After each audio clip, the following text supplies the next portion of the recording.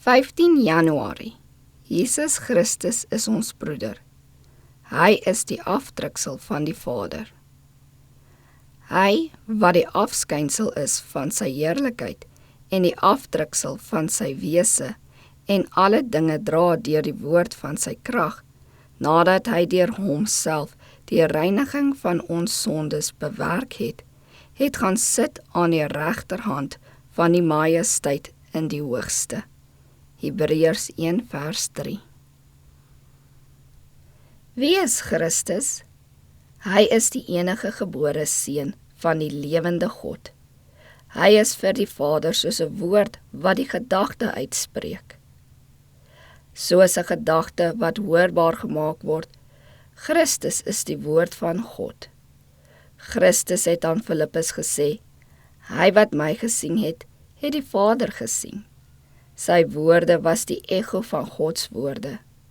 Christus was die ewebeeld van God, die afskynsel van sy heerlikheid, die afdruksel van sy wese.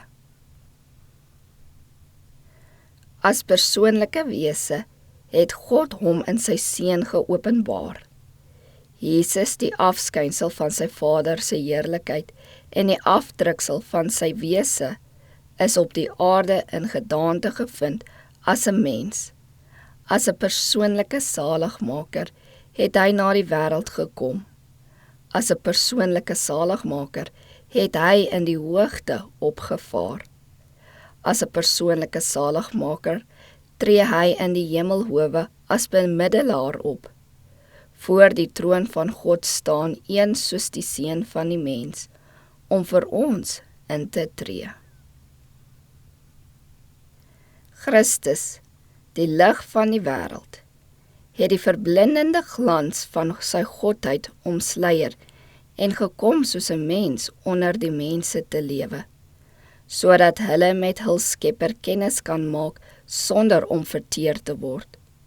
Christus het gekom om die mense te leer wat God graag wil hê dat hulle moet wees.